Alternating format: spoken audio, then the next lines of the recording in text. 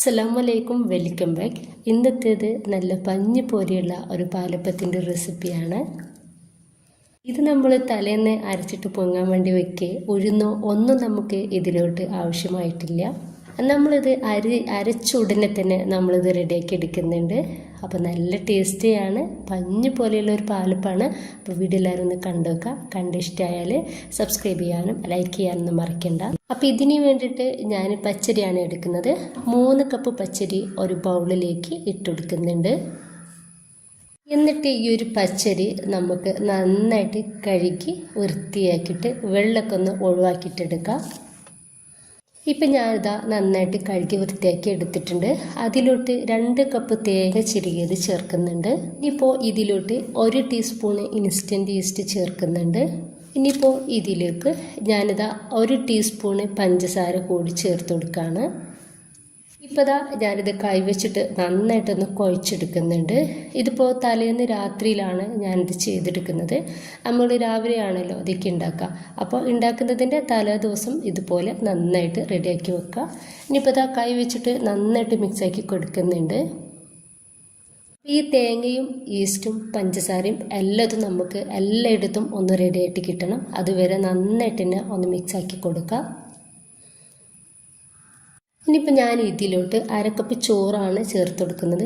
ചോറ് ചേർത്തെടുത്തിട്ട് നമുക്ക് ഒന്നുകൂടി നന്നായിട്ട് തന്നെ കൈവച്ചിട്ട് ഒന്ന് കുഴച്ചെടുക്കുക.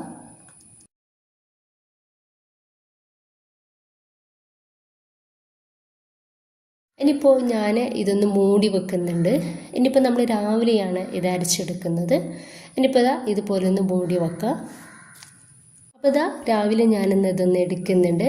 അപ്പോൾ നമ്മൾ ഇതിൽ വെള്ളമൊന്നും ചേർക്കാതെയാണ് നമ്മൾ അരി കഴുകിയിട്ടുള്ള ഒരു വെള്ളം മാത്രമേ ഇതിൽ ഉണ്ടാവുള്ളൂ. വേറെ വെള്ളമൊന്നും നമ്മളിതിൽ ചേർത്തെടുത്തിട്ടില്ല. അപ്പോൾ ഇത് നല്ലൊരു സ്മെല്ലാണ് കേട്ടോ നമ്മുടെ ഈ ഒരു അരിക്കിപ്പുള്ളത്. അതേ സ്മെല്ലായിരിക്കും നമ്മുടെ ഒരു പാലപ്പത്തിന് ഉണ്ടാവുക. അപ്പോൾ ഞാൻ മിക്സിയുടെ ജാറിലേക്ക് ഒരു 1/2 കപ്പ് വെള്ളത്തിൽ നിന്ന് പകുതി ഒഴിച്ചെടുത്തിട്ടുണ്ട്. ഇനിയിപ്പോൾ ഇതിലോട്ട് നമ്മൾ അരി ഇട്ടെടുക്കുക. അപ്പോൾ കുറേശ്ശെ ആയിട്ട് വേണം നമ്മൾ അരി ഇട്ടിട്ട് അരച്ചെടുക്കാൻ വേണ്ടിയിട്ട്. അപ്പോൾ വെള്ളം നമ്മൾ 1/2 കപ്പ് 1/4 കപ്പ് മാത്രം ഒഴിച്ചിട്ട് വേണം അരച്ചെടുക്കാൻ വേണ്ടിയിട്ട്. ഇനിയിപ്പോൾ ആ ഒരു ബാക്കി വെള്ളം കൂടി ഞാൻ ഇതിലോട്ട് ഒഴിച്ചെടുക്കുന്നുണ്ട്. എന്നിട്ട് നല്ല ഫൈൻ പേസ്റ്റ് ആക്കിയിട്ട് ഒന്ന് അരച്ചെടുക്കുക. ഇതൊന്ന് അരച്ചെടുത്തിട്ടുണ്ട്. ഞാനിതുപോലെ ഒരു പാത്രത്തിലേക്ക് ഒഴിച്ചു കൊടുക്കുന്നുണ്ട്. ബാക്കി കൂടി നമുക്ക് ഇതുപോലെ തന്നെ അരച്ചെടുക്കുക. വെള്ളം ഒരിക്കലും കൂടി പോകാണ്ട് നോക്കണം. 1/4 കപ്പ് 1/2 കപ്പ് വെള്ളം ചേർത്തിട്ട് അങ്ങനെ വേണം അരച്ചെടുക്കാൻ വേണ്ടിയിട്ട്. ഇപ്പം ഞാനിത് മുഴുവനായിട്ട് തന്നെ അരച്ചെടുത്തിട്ടുണ്ട്. അപ്പോൾ ഈ ഒരു തിക്നെസ്സിലാണ് ഇപ്പോൾ ഇതിരിക്കുന്നത്. ഇനിയിപ്പോൾ നമുക്കിത് നന്നായിട്ടൊന്ന് മിക്സാക്കി കൊടുക്കാം. ഈ ഒരു ടൈമിൽ നമുക്ക് ഇതിലോട്ട് ആവശ്യത്തിനുള്ള ഉപ്പ് കൂടി ചേർത്ത് കൊടുക്കുക. എന്നിട്ട് നന്നായിട്ടൊന്ന് മിക്സാക്കി കൊടുക്കാം. ഞാൻ ഇതൊന്ന് മൂടി വെക്കുന്നുണ്ട്. എന്നിട്ട് ഒരു 1/2 മണിക്കൂർ ഞാൻ ഇതൊന്ന് റെസ്റ്റ് ചെയ്യാൻ വേണ്ടിയിട്ട് മാറ്റുന്നുണ്ട്.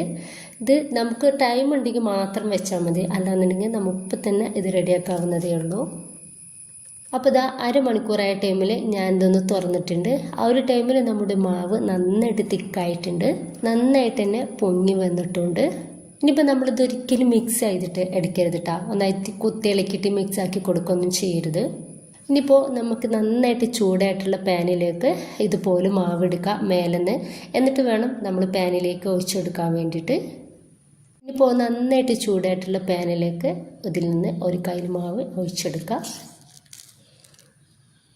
മാവ് ഒഴിച്ചെടുക്കുന്ന ആ ഒരു സമയത്ത് നമ്മുടെ തീ ഹൈ ഫ്ലെയിമിലിടണം. അപ്പോൾ നമുക്ക് കാണാൻ വേണ്ടിയിട്ട് പറ്റുന്നുണ്ടാവും ഒരുപാട് ബബിൾസ് നമ്മുടെ ഒരു പാലപ്പത്തിൽ ഉണ്ടാവുന്നത്.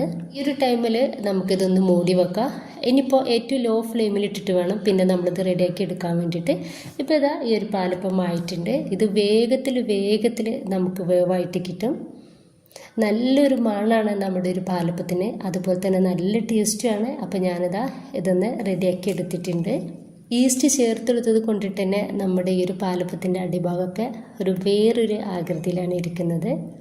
നല്ലൊരു മണമാണ് നമ്മുടെ ഒരു പാലപ്പത്തിന്, അതുപോലെ തന്നെ നല്ല ടേസ്റ്റുമാണ്. അപ്പം നിങ്ങൾ ഒരിക്കലും പാലപ്പം ഇതുപോലെ ഉണ്ടാക്കിയിട്ട് നോക്കിയിട്ടുണ്ടാവില്ല. നമ്മൾ ഉഴുന്നൊക്കെ ചേർത്ത് അരിയൊക്കെ അരച്ചിട്ട് തലേന്ന് പൊങ്ങാൻ വെച്ചിട്ട് അങ്ങനെ ആയിരിക്കും എല്ലാവർക്കും അറിയാവുന്നതുണ്ടാവുക. അപ്പോൾ ഇതൊരു വെറൈറ്റിയാണ്. എല്ലാവരും ഒന്ന് ട്രൈ ചെയ്ത് നോക്കുക. ഇഷ്ടമായിട്ടുണ്ടെങ്കിൽ എല്ലാ സപ്പോർട്ടും ഉണ്ടാവുക.